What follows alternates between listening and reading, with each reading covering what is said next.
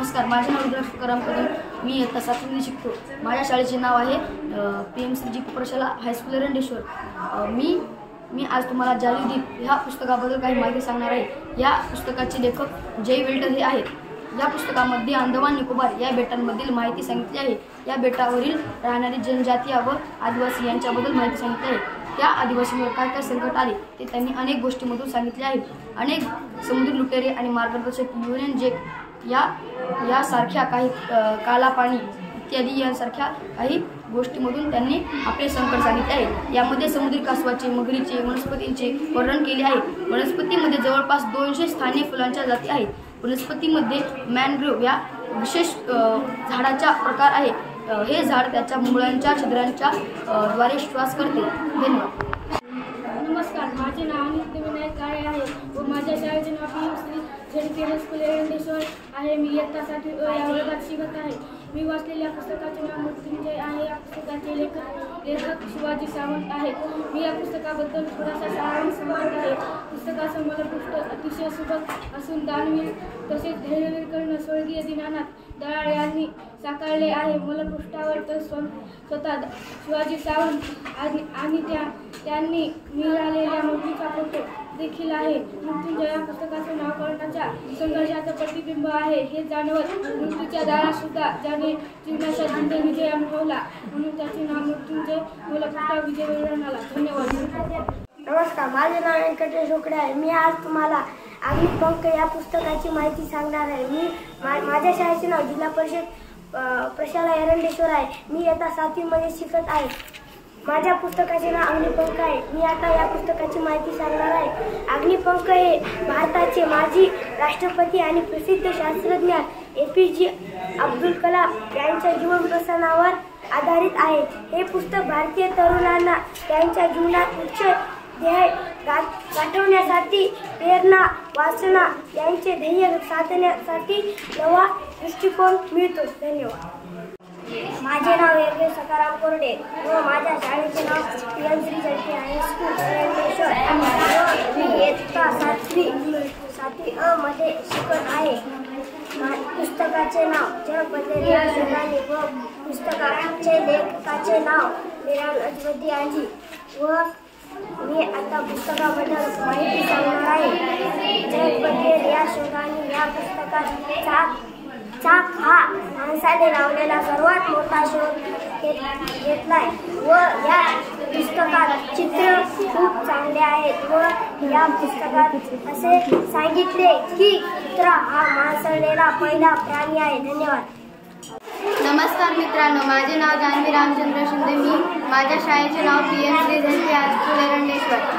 मी इयत्ता 7वीमध्ये शिकते. मी अवांतर वाचनामध्ये एक पुस्तक वाचले आहे. त्या पुस्तकाचे नाव आहे फुले आणि मी. लेखकाचे नाव मनोरमा सफा. या पुस्तकात 4 मित्र होते. त्यांनी एक चित्रसंग्रह तयार करण्याची कल्पना सुचवली व एक मित्र म्हणाला मी टपाल तिकिटे जमा करतो व दुसरा मित्र म्हणाला मी मोरपीस जमा करतो व त्या सर्वांनी एक सुंदर चित्रसंग्रह तयार केला. तात्पर्य पूर्ण लक्ष घातल्यावर यश प्राप्त केले. माझे नाव भावना एकनाथराव काळे. मी PM शाळेत शिकत असून मी वर्ग 7वीमध्ये शिकते व मी आज अवांतर वाचनामध्ये एक पुस्तक वाचले आहे. त्या पुस्तकाचे नाव ग्रहगोलाच्या नवलकथा व त्याचे लेखक वसंत द सहस्त्रबुद्धे. मी त्या पुस्तकाबद्दल थोडीशी माहिती सांगणार आहे. या पुस्तकामध्ये विश्वाचा विस्तार कसा झाला ते या पुस्तकात सांगितले आहे. आपल्या पृथ्वीपासून सूर्य किती लांब आहे ते सांगितले आहे. वेगवेगळ्या ताऱ्यांची नावे व माहिती सांगितली आहे. ते तारे कधी तुटतात ते सांगितले आहे. तारे सतत का तुटतात असे प्रश्न विचारले आहेत. तारका समूह म्हणजे काय व कोणते असे विचारले आहेत. धन्यवाद. माझे नाव सायली प्रल्हादराव काळे. आज मी तुम्हाला एक पुस्तक वाचलं आहे. त्याबद्दल तुम्हाला थोडीशी माहिती सांगणार आहे. माझ्या शाळेचे नाव PM झेडपी हायस्कूल एरंडेश्वर आहे. मी इयत्ता 7वीमध्ये शिकते. मी वाचलेल्या पुस्तकाचे नाव आयत्या बिळात नागोबा आहे व त्याचे लेखक चंद्रकांत महामेने आहे. या पुस्तकामध्ये सांगितले आहे की आपण स्वतः मेहनत करायची, दुसऱ्या न हिसकावून घेता आपण मेहनत करायची. या पुस्तकामध्ये मुंग्यांनी मेहनतीने आपले घर बांधले आणि पावसाळा जवळ येत आहे म्हणून त्यांनी अन्न साठवणे जमा केले व तेवढ्यात एक गर्विष्ठ साप त्यांच्या बिळात जाऊन बसला आणि त्या मैदानावर त्यांनी वारूळ बांधले होते. त्या मैदानावर जे मुलं खेळायला यायचे मुंग्यांनी त्यांना मदत मागितली व त्या मुलांनी त्या सापाला हिसकावून काढले. याच्यामध्ये आपल्याला असं सारांश मिळते की आपण मेहनत करायची व दुसऱ्याचे नाही हिसकावून घेता आपण स्वतः मेहनत करून आपले घर बांधायचे. माझे नाव सिद्धेश्वरी अशोका काळे आहे. माझ्या शाळेचे नाव दीपप्रशाला एरंडेश्वर शाळा आहे.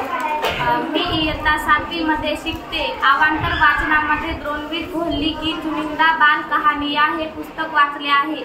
ह्या पुस्तकाचे चित्रकार पार्थ सेनगुप्ता आहेत आणि लेखक द्रोणवीर घोलली आहेत आणि या पुस्तकामध्ये 10 गोष्टी आहेत.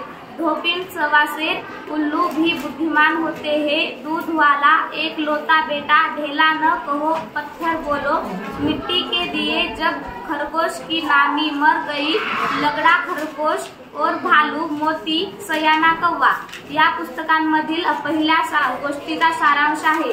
या गोष्टीमध्ये एक भूत था, वो गुस्सा करने वालों को अपने किले में कैद करता और उसने अब धोबिन का पीछा कर लिया था और उसे वे कपड़े धोने के लिए चाहती थी और वे भूत जब आग बबूला हो उठता है तभी उसके शरीर से एक परत गिर पड़ती है. धन्यवाद.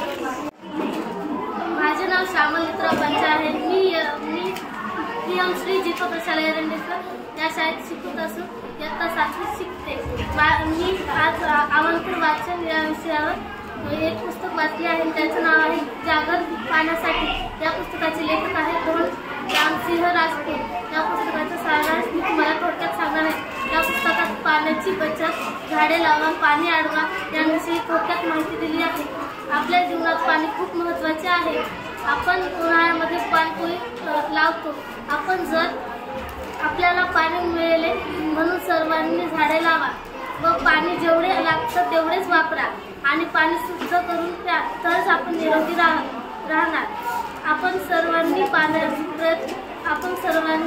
प्रयत्न केला पाहिजे की आपण झाडे, वेली, वृक्ष लावायचे व आपल्याला पाण्याचं महत्त्व माहीत पाहिजे, तरच आपण भविष्यात चांगले होऊ शकतो. पावसाच्या पाण्याचा खूप महत्त्वाचा विचार करा. आपण उद्याच्या भविष्याचा जागर पाण्याचा. मेरा नाम शबनम असलम शेख है. मैं PM श्री झंडे हाई स्कूल एरंडेश्वर में 7वीं कक्षा में पढ़ती हूँ. हमारे मार्गदर्शन श्री राजेश सर थे. मैंने अवांतर वाचन में एक किताब पढ़ी है. इस किताब का नाम मधुमक्खियों की वापसाई है. उसके लेखक सुरेश लाल है. इस किताब का शिवांश में अभी बताती हूँ. एक आदमी था, उसका नाम श्री अंबर शर्मा था. वह एक नगर की किसी कार्यालय के कोई छोटे अधिकारी थे. उनके किराए का मकान चाहिए था, पर ऐसा चाहिए था जो सब हर तरह की सुविधाजनक हो और उनका मकान लेना ही था. इसलिए उन्होंने एक मकान ले लिया जो उनके बच्चों के विद्यालय के पास था. वह विद्यालय बच्चों की पसंद का था. शर्मा जी की श्रीमती जी सब सामान घर में लगा रही थी. इस काम में 2-3 दिन लग गए. बीच में और भी उनके काम पड़ रहे थे. भोजन बनाना, नाश्ता बनाना, चाय पानी करना. आसपास के लोग उनकी जानकारी जान रहे थे, यदि पूछ रहे थे. शर्मा जी की चिंता और ही बढ़ गई थी. दो सप्ताह से उनके बच्चे विद्यालय में नहीं गए थे. धन्यवाद. माझे नाव संस्कृती काळे आहे. मी झेडपी हायस्कूल एरंडेश्वर या शाळेत शिकवते. मी इयत्ता 7वी मध्ये शिकते. माझ्या पुस्तकाचे नाव कागद किडे आहे. लेखकाचे नाव अमर परदेशी. या पुस्तकात सांगितले आहे की अनेक व्यक्तींना छंद असतात. ते छंद कागदाच्या मदतीने पूर्ण करायचे, जसे की कागदाच्या होड्या, किडेवाला पक्षी, समुद्र पक्षी, टोपी, कुत्र्या इत्यादी आपण कागदाच्या मदतीने करू शकतो. कोऱ्या कागदाच्या घड्या करून त्यापासून नवनवीन वस्तू बनवायच्या वाटतं. इतकं सोपी गोष्ट नाही. या कलेची सुरुवात ही जपान देशात झालेली आहे. प्रथम आले नाही जमले नाही म्हणून प्रयत्न सोडून द्यायचे नाही. सुरुवातीला सोप्या वस्तू आहेत त्या तयार केल्या की मग अवघड वस्तूही तुम्हाला तयार करता येतील. सारांश: पूर्ण लक्ष घातलं की यश हे नक्कीच मिळणार.